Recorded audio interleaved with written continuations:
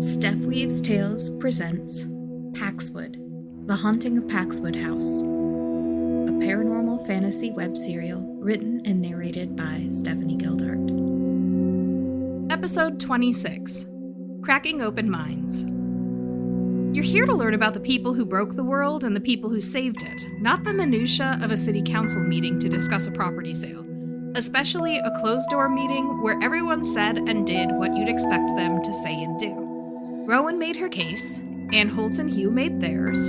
City council members asked a variety of questions that ranged from incredibly dumb to piercingly insightful. And the final vote would occur during the next public meeting on Tuesday, May 28th. Closed door as it was, there were no quirky Paxwood personalities arguing that local parks should sell ham and mayonnaise sandwiches at the refreshment stands during summer Little League games. If you want that presentation play-by-play, you can pull up the minutes in the video recording of the meeting on the Paxwood City Council website. I love the nitty-gritty personally, but a thrilling narrative it is not. Closed-door meeting as it was, Mix Cardoso couldn't attend. They were probably spending the evening with their family, and I'd catch up to them in the morning if Rowen didn't before me. As everyone began parting ways after the meeting ended, I stood torn between at least walking Rowen to her car or catching a ride home with my mother. No guarantee my mother would be around long enough if I dawdled. She had a schedule to keep, and I was old enough to take care of myself. Before I had to make my choice, though, my mother walked up to Rowen in the City Hall lobby. "Insightful presentation," she said. "You seem to understand what's at the heart of a city like Paxwood. Community, standing up next to each other, taking care of our youth." "I've always cared about community, from the time I was little," Rowen said. "And, in a lot of ways, my communities have always taken care of me. This is my way to give back, and I hope I can do it here." "My daughter's been preparing you to win me over, hasn't she?" "Kerry has been a big help," Rowen said. "And her ears are burning." I stepped in to form a little triangle with the two women. Turning a historic site into a youth center that welcomes residents and sponsors events for traveling youth leaders would enrich the community, not just make a few people with deep pockets richer. "Let's talk again before next Tuesday," my mother said to Rowen. Whether she was ignoring my tagline or allowing it to speak for itself, I couldn't tell. Rowen's gaze shifted past my mother. Anholts and Hugh were also rubbing elbows with the city council members. In fact, Anholts was walking away with Curtis Mitchell, a retired math teacher turned city council member. The sweet old man, in a tie and cardigan, genuinely wanted the world to be a better place, especially for the rising generation. I figured he'd vote our way in a heartbeat. "I'd like that," Rowen said. While they set a tentative date and time for their meeting, I tracked Anholt's progress through the glass door. At least she wasn't the vampire. At least she wouldn't be drinking a city council member's blood. But Mix Cardoso had said Anholts worked mind magic. Rowen surprised me with a request as she wrapped up the conversation. "It's a school night, so I won't keep her long, but can I borrow your daughter for a little longer?" "Sure, if she wants," my mother said, shaking hands with Rowen. "Math exam tomorrow, so I need plenty of sleep," I assured her. "See you at home." We walked out through the lobby door with my mother, and she continued on to her car, while Rowen paused. "Anholts went left?" she checked when my mother was clear. "Left." I was sure. We started along the sidewalk, down the front of the building, around the corner. I didn't see Anholts or Mitchell anywhere, and from the way Rowen was swiveling her head, neither did she. "Where would Anholts take him?" she asked. I took a breath, closed my eyes, and imagined the area around City Hall. We turned left out of the main entrance. The main entrance faced south, so we were now on the east side of the building. On the other side of the eastern parking lot. "There's a little smoking area with a gazebo through the trees, away from the building," I said, opening my eyes. The spot was nestled in a copse of evergreen trees. Like a lot of things in Paxwood, the tourist experience was the priority, and city employees taking a smoke break wasn't aesthetically pleasing.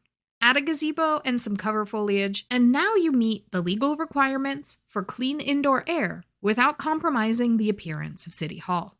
Rowen pulled out her keys and offered them to me. "Open my trunk and grab my short sword. Stay out of sight once you've got it, unless I call for you. I've got a bad feeling But if I'm wrong, I don't want to scare Mr. Mitchell there. Either way, I'd rather not have you on the front line. Makes sense. I took the keys, grateful for the fob. Rowen drove a newer, gray Honda Civic sedan. It wouldn't stand out in any parking lot, but I could Marco Polo my way to the car with a few beeps. While I hustled to her car, she started toward the gazebo. 2 weeks ago, I wouldn't have ever expected to be retrieving any weapon from the trunk of a car, let alone a sword for a demon slayer. Did this mean she expected that demon slaying would be necessary in this situation? A physical threat, not a mental or magical struggle. Magic was real, vampires existed, but Hugh had never flashed fangs at me. Outside of the dog bite, I'd never been in a fight. Beep, flash, there was Rowen's car. I popped the trunk and peered inside, trying to imagine what she expected she'd need a sword for. She'd lost her arm in a demon battle, but what did that demon really look like? Or did she expect to use it against Hugh and Anholts themselves? Rowen clearly knew how to maximize trunk space. There were a couple of duffel bags, a gap that would fit a medium-sized suitcase, and some little fabric organizer bins with jumper cables, a first aid kit, and water for emergencies. She would have told me if I needed to look inside any of her bags. So I skimmed the open spaces.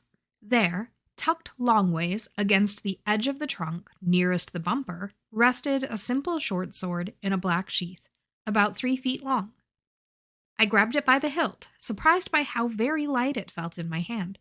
I expected it to be at least as heavy as a textbook or a gallon of milk, but it was more like a light hardback.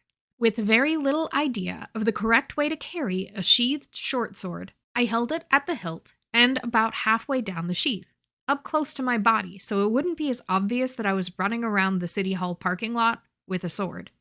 Trust Adrian Morgan to show up and arrest me for possession of a deadly weapon. My gut twisted.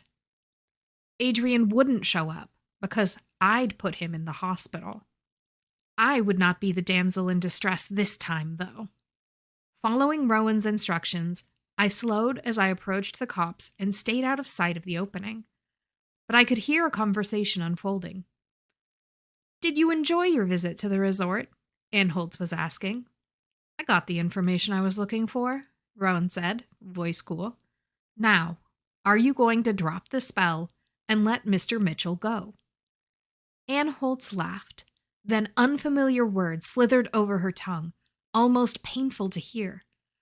Rowen gasped, and I peeked around the trees to see City Council member Curtis Mitchell sitting on the gazebo bench with a vacant stare while Rowen clutched at her head. But after a beat, Rowen laughed too. "Just messing with you. The little seed your massage therapist tried to plant didn't stick.